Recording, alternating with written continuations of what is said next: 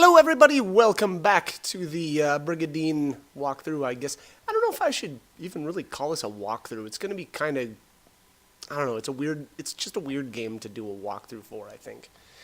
Because there's just so much of, so many battles that I'm probably just going to cut out. But yeah, so, anyways, and then there isn't like a linear aspect to this game at all. So I don't really know that a walkthrough is that great of a term to call this anyway. But all right, so what are we doing here? I've got. I guess we're gonna check out. We're doing equipping some units. So that's I guess another one of the major differences between the Brigandine Grand Edition and the regular PlayStation version. Is that you can actually equip your monsters in this one, in the Grand Edition, that is. So that's kind of interesting. There's some good items. I would say that most of them aren't going to make that big of a difference.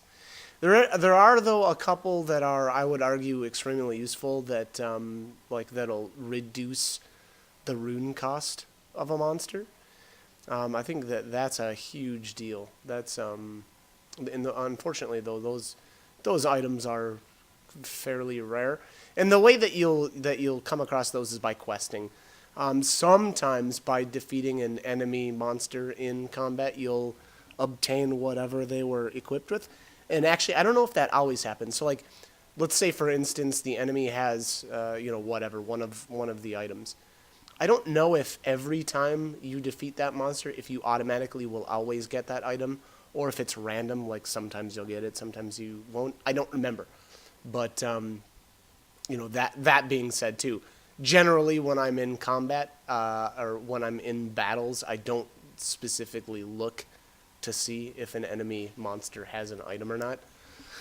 I guess that could be useful if there's something specific that you're looking for, but I would say generally the computer units, computer enemy units don't really have anything good, typically, or that's been my experience. So I don't generally go looking, to see. All right, so here I'm kind of scouting out, deciding where I want to attack. I'm guessing I'm gonna go here. Yeah, I think these three rune knights are much weaker. Although, to be honest, I probably could have gone up against Kadorn and done really, really well. I think that, number one, I think I've got two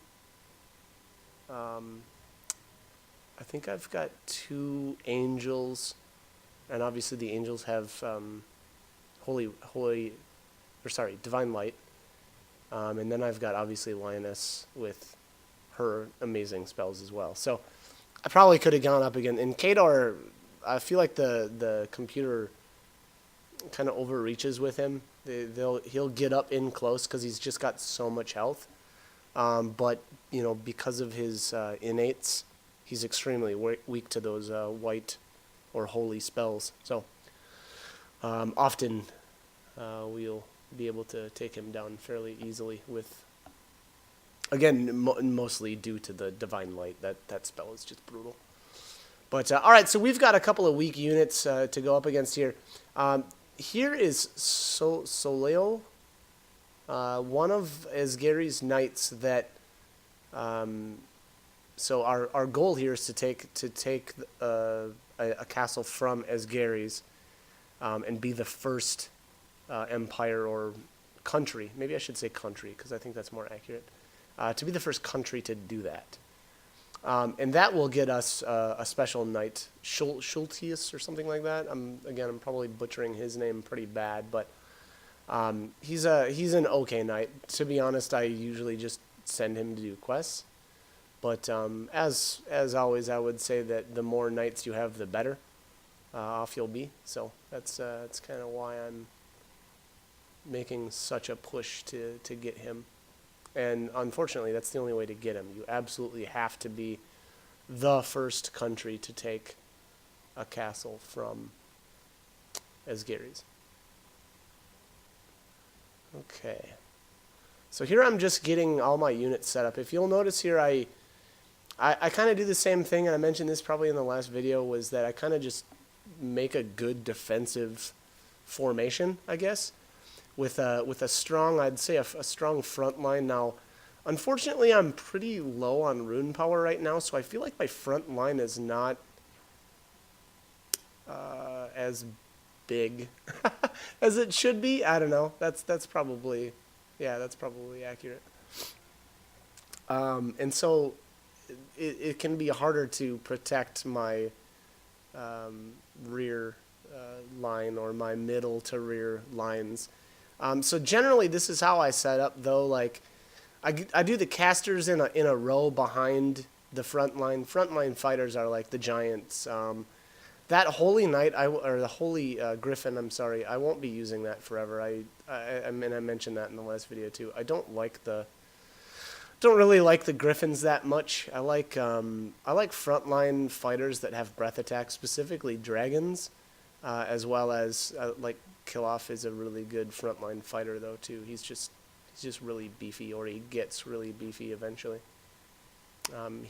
He's got a lot of development to do. If you notice here, he's only level 5 in this encounter, and that's again the last video. I had to redo a lot of the battles in order to get to the point where I'd be able to be the first country to take a castle from Asgari. So that was kind of a pain in the butt, but I would say it paid off. I did eventually. Actually, this is the battle that I do it in, but I do take this castle from Asgari's, and I'm the first country to do it, so I end up getting Schultes. So kind of all worked out. Now, again, I would say that it's really worth it. Just the fact of having another, like an extra quest night every month is really nice. It just increases the odds of, obtaining items and whatnot. So, all right, let's take this guy down. Excuse me. The other thing that with the griffins, holy griffin, or yeah, just regular griffins, I guess I should say. So, griffins can turn into holy griffins at level 10, and that's the case with all the monster units. So monster units, you have to get 10 levels, generally speaking. They're actually in the Grand Edition. There is an item that allows you to promote just automatically. It's crazy. It's really cool. And unfortunately, they didn't add that to the regular PlayStation version. So when you need to do an upgrade on a unit, you have to gain 10 levels. Again, that's for the PlayStation version. So like, for instance, the Griffin, the regular Griffin turns into the Holy Griffin, or can be promoted to the Holy Griffin at level 10, normally. Now, if you've got that promotional item, though, you can just use that item on a Griffin at level 1, and boom, automatically promote right at level 1. So that's kind of interesting because I think generally speaking, the upgraded units have better stat growths. So, that being said, if you promote right at level 1, you get all those, actually technically 9 levels of growth at that higher growth rate, I guess, if that makes sense. So, unfortunately, though, those items are extremely rare, so that's not like, I guess I wouldn't stress too much about that fact. But you can create some slightly stronger units by doing that, I guess, if that makes sense. And then there's other items specific to certain units that can be used to upgrade as well, or promote, I guess I would say, your monsters. So like there isn't another promotion above Holy Griffin, so that's kind of where the Griffin ends. Same with the Phoenix. Unfortunately, it goes from Rock to Phoenix. But the Giant. So the Giant's a good one. So the Giant at level 10 can be promoted into I think it's is it the Gigas? And then the Titan, I think.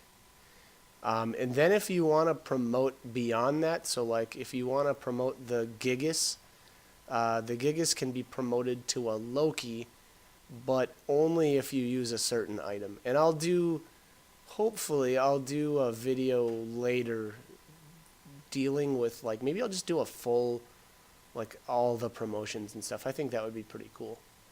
Yeah, so maybe I'll do that later.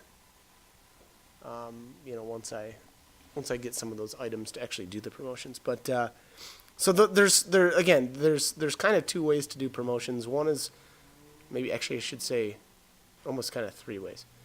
The most common way to promote monsters is just by gaining levels. So gain 10 levels and then promote, you know, up to a certain point. Because again, certain monsters can only be promoted so many times, and then that's just where they stop. The second way, and again, this is the Grand Edition only, is there's literally a specific item that allows you to just automatically promote. And it doesn't matter what the monster is, it just lets you promote right away. And then the third item is those special, I would call them special items that, you know, promote a specific monster. And again, we'll go over some of those. Like one of them is like the Liquor of Charm. One is the Rage Lightning. I remember that's one of them. And there's a bunch more, but those are specific. And you have to get, like, you know, say you have to get a Titan, and then you use the Rage Lightning on it, and it turns into a Thor. So, but again, I will hopefully do a full video on that, and that will. I think that'll be cool. That'll be a really cool way of showing all of the different units and how to get them. Yeah, I think that'll be a good video. Should be pretty big too. But yeah, I guess I'd say as far as my my setup right now, I'm really light on, unfortunately, the units that I want. Like, I wanted to have more dragons. But because you need to push so hard at the beginning in order to get Schultes, I kind of just had to make do with what I had, and that's okay. You know, that, to be honest, these units are pretty good. Let's see what I ended up doing here. I don't think I ended up using that now. Crash drop. Okay. I think that's the more powerful of the two abilities. Crash Drop is you have to be right up next to the enemy to use it, and then Feather Storm is the one that's more like a ranged attack. And I just wanted to make sure that I could do as much damage as possible. And here I'm kind of trying to just take down Soleil. Yeah, I wanted to clear these knights out and not worry so much about dealing damage to, like, monsters and stuff. Unfortunately, their Paradol, I think, had the protect status on him. Yeah, and I just defended with that. I was kind of running. I think I was kind of running a little low on health and whatnot, and magic power already, so I didn't want to kind of overdo it.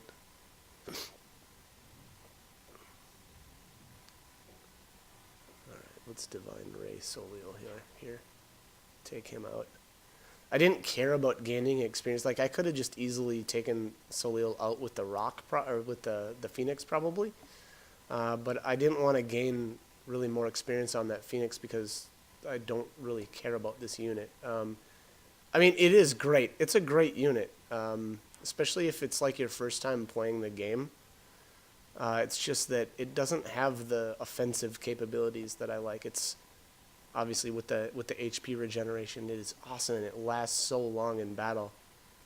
I mean, frankly, it is a good unit. I almost feel bad for kind of smack talking it. It's just, again, it's because it doesn't have the physical damage output of, like, a dragon. That's the only real thing that bugs me about it. Alright, so here I captured a griffin and a giant. I don't suspect that I'll be using those. I'll probably just leave them there for the enemy to pick back up. Now here, I got extremely lucky. So this is a quest where you come across Aldous. This is Aldous here, and this is her dragon. It's a really, really rare occurrence to come across Aldous. Now, Aldous is a quest knight. Obviously, we're questing now, and that's how we get her. But she's very interesting in how we obtain her. Number one, you have to have this scene, and I think it's, like I said earlier, it's extremely rare to come across this scene where she's playing with. I think this is Puro. Yeah, Puro. And in order to actually recruit her, you have to see this scene first. And then after you've seen, or after you've obtained this little sequence here, you have to go down to, or you have to lose all of your castles except 2. And then on top of that, whoever met her, in this case, Patronus, has to be at a castle and not be questing. And by doing that, she will join you. And she is awesome. I think she starts at like level 10. She's got an insane amount of rune power. And then her dragon comes along with her. Here's Schultes. Obviously, like I was saying earlier, the first country to take a castle from Asgaris gets Schultes. So there's a chance, and you have to be careful if you really want to get like all the knights you can possibly get. You need to get him, or you need to take that castle from Asgaris first. Otherwise, some other country will get him. And then I don't know how it works where, like, if you defeat the country that has Schultes in it, if he'll join you. I don't know. I just make sure I get him right away. And I don't want to make it sound like it's possible to get him in another way, because I don't remember if there is another way to get him. I would say just make sure you're the first country to take a castle from Asgaris. And the other great thing about that is then you get him from that point on for sure. You don't have to try to worry about getting him in a different way. And I don't suspect that you can get him any other way. At least that's what I remember. And again, I could be wrong on that. Like maybe if, say, New Almekia gets him right away, and then you later defeat New Almekia, he might join you. I don't know. But I don't think I would count on that. But all right, so Schultes joins, and then we've got a little bit of dialogue between Patronus and Chantal. There's just random dialogue where, like, if 2 knights are together in the same castle, they'll speak to each other. A lot of that stuff, I would say, is, I mean, it's okay, it's whatever. It adds a little more, I guess, character development in a game that has almost none. So I guess that's kind of cool. But again, to be honest, I don't play this game for the story at all. I don't give a rip about the story at any extent, or to any extent. But here, all right, so let's change Kilof into a ranger. We'll get him going on that path. The reason why I do this is I actually like to have Kilof be a, oh, what does he do? I get all the levels with like the ranger line. So ranger turns to like grappler, and then I forget the last one, if it's like champion or something. And I'm probably butchering those names. I don't remember off the top of my head, but this line gets you like a critical bonus, or a bonus to your crit chance, I should say. And then the other path that because I like to dual, I kind of like to dual class, I guess, almost all of my knights. I just think that makes them a little more well-rounded. And then the other path that I go on is like the berserker, or I think you can do berserker and fighter will both change into the samurai. And then I forget I think samurai turns into shogun at the end, or that's the second class. Excuse me, transformation. Actually, technically that's the third, isn't it? Yeah, that's the third. So I like to finish him off as a samurai, and I'll explain that a bit later once we actually get there. But the order that you level up in is actually important, depending on how you want to end up, or what class you want to end up as. So in this case, he started out as the berserker, gained 5 levels, and now I'll do ranger. I'll level him 5 more times. And then I'll swap to, I think Actually, it doesn't really matter after that, or for the next 10 levels, it doesn't matter. But then the last 5 levels actually do matter again. And again, I'll get into that a little bit more once I've gained some more levels, and you guys can actually see how my characters are developing. But the good thing is, so actually, I'm going to move back here. Being that I got super lucky and got that scene with Aldous right away, I was like, okay, I'm just going to let the computer take basically all of my castles, and I'll work on getting the units that I want to get. So, like, I'm moving a bunch of my knights over to, was that Gloom, I think, was the city? It's the one that that you can summon dragons at. So that was my plan.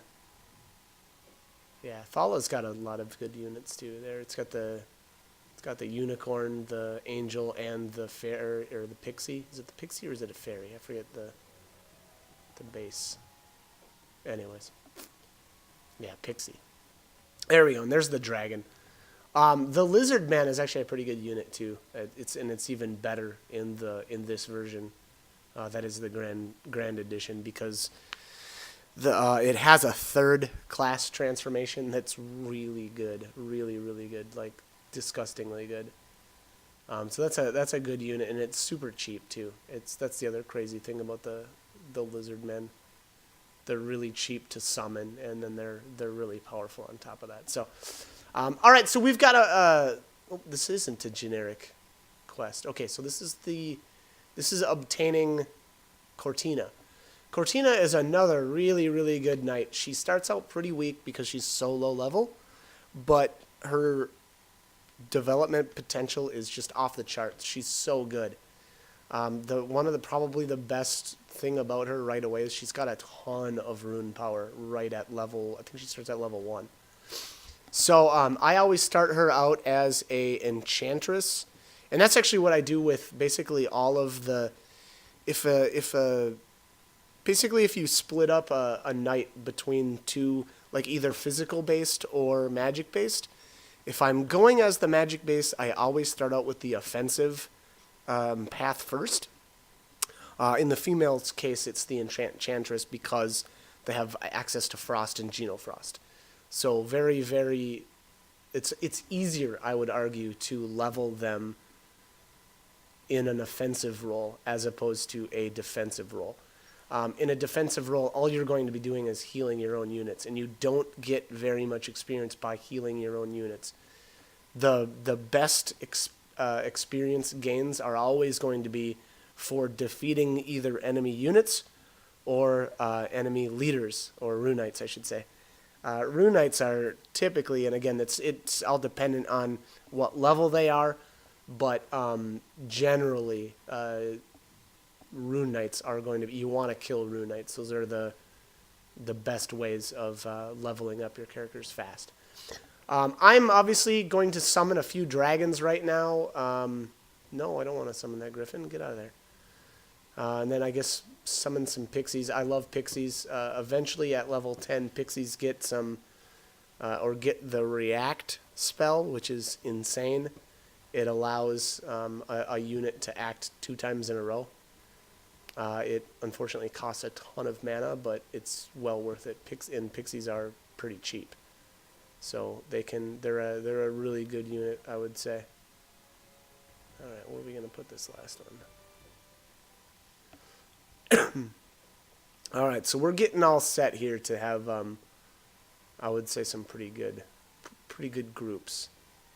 I do need to do a bit more work on my units though, but we're getting there, and we will get there. It's only a matter of time.